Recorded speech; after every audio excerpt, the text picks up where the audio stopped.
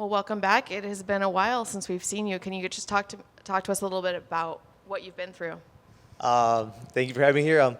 I had surgery last July. I tore my ACL and my PCL, so it's been gone for a little bit. How difficult was that to not, I'm assuming you weren't able to train, you had to go through a little bit of a layoff. It was just I feel like the most difficult part of it was just the beginning, because I couldn't really move. I was in bed the whole time. I tell everybody my wife was hiding my crutches. I was trying to get up, but just be walking around with the crutch. I'm like, I'm good with the crutch. She's like, no, sit down. She's a nurse. So she takes extra precautions taking care of me. Was it difficult just mentally not being able to go out and train? Yeah, for sure. For sure. It was a little bit difficult. I'm used to always being on the run, just working out, training, driving to Orange County to go train. So, just putting the brakes on me a little bit was a little bit hard. Did you do anything that you wouldn't normally do? Like, did you start watching a show you would never seen or read like a book that you hadn't, anything like that? Man, being in bed till 12 sometimes, that's something I never do. I always wake up like at 5 in the morning, go outside, go check out my animals, go run, go do something. And right now, when I was in bed, I was like, damn, I can't do nothing. So now that you're back, what do you think of ring rust? Do you think that that's a real thing? Do you think that's more a mental thing? I think it's a little bit more mental. As soon as I could walk, I started doing a little bit of movement. I was in the gym, just sitting there watching people train and just keeping myself up to date, to see what they're learning, what they're doing. So that helped a lot too. What did you think of the opponent when you got the name? I was excited. I feel like it's a great opponent for me. It's beating Grant Dawson. It's knocking on the top 15. He did an interview recently where he said that he would prefer to be dominant and not as exciting. What do you think of that kind of mindset? Everybody has their own their own way of thinking, but I like to go out there and dominate, but in a violent fashion. Go in there and try to finish somebody always. What sort of fight are you expecting from him? I think he's going to try to take me down, shoot. He's going to try to make me walk back. But I'm not taking a step back. I'm getting in his face, making him back up, and I'm getting that finish. Thank you. Hey, Rafa. I don't know if you checked, but you're a 330 underdog. And are you kind of surprised at how big of an underdog you are?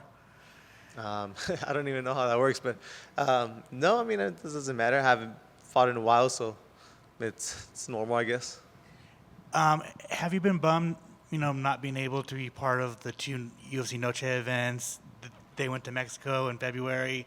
You've been kind of on the sidelines just as watching? A little. I was supposed to fight in July, then they changed it to August, and they said September, then we finally got the deal done in October. So, I just feel that God plans are perfect. If you put me to fight in October, I'll fight in October. And you're sharing a card with Dan Argueta. Does that make you any nervous sharing a team with a teammate? It's exciting. Bet I'll be nervous when he's fighting. I'm going to be a little bit nervous. It's normal because Dan is someone I appreciate a lot, and I know he's going to be nervous when I fight too. So Gotcha. And then finally, since you last fought, Danny Silva has gotten into the UFC, picked up a win. Were you excited to see him get the contract? Hell yeah, because I've seen how hard they work. So I'm excited. I'm always cheering for my teammates. Awesome. Good luck this weekend. Thank you. Appreciate it. We've heard in the past when fighters been injured and sit there and at the gym watching everybody train that the mental side of preparation gets a lot of work. Did you feel that you're coming in maybe more clear of this fight because you've had so much time to kind of think about it and you've been thinking more mentally about the game as opposed to partaking in the training camps and stuff? Yeah, for sure.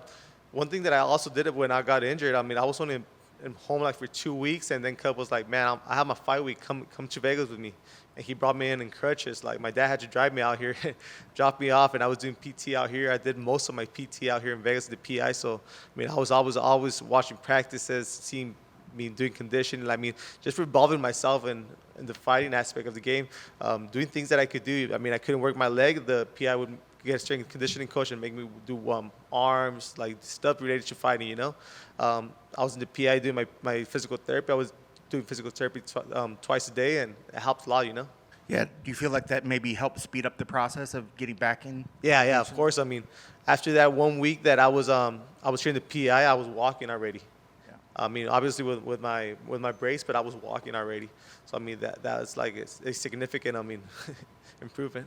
And I know no fighter wants to take time off from fighting, but we often hear that the mental side of the fight is sometimes bigger and the more challenging than the actual physical part of the fight. Do you agree with that? And do you feel that the mental side is something, it's kind of, I guess, a blessing that you were able to focus on the mental side of things as opposed to just the physical? Yeah, I mean, the hardest part for me was just having people like babying me a lot, you know? That was the hard part for me, being babied. But besides that, I mean, I got to spend a lot of time with my kids, with my wife, my family, just being home. I mean, I'm always traveling. I used to do my camps in Denver. This camp I did in Orange County. I'm still traveling. I'm driving 3 hours and a half to come train. I'm here the whole week, and then just see my family in the weekend. So just being with them that time off was really good. You said you trained this camp in a different area. What was Yeah. the decision behind that? I mean, just changing things up a little bit, you know. Feel like there's always room for change and to evolve. Yeah. And I guess last for me, just keys to the victory. What needs to happen to make sure they get your hands raised on Saturday? I mean, just make the Grand Dawson walk back and put my hands on him and just make it a pressure fight, you know. Best of luck on Saturday. Thank you, appreciate it.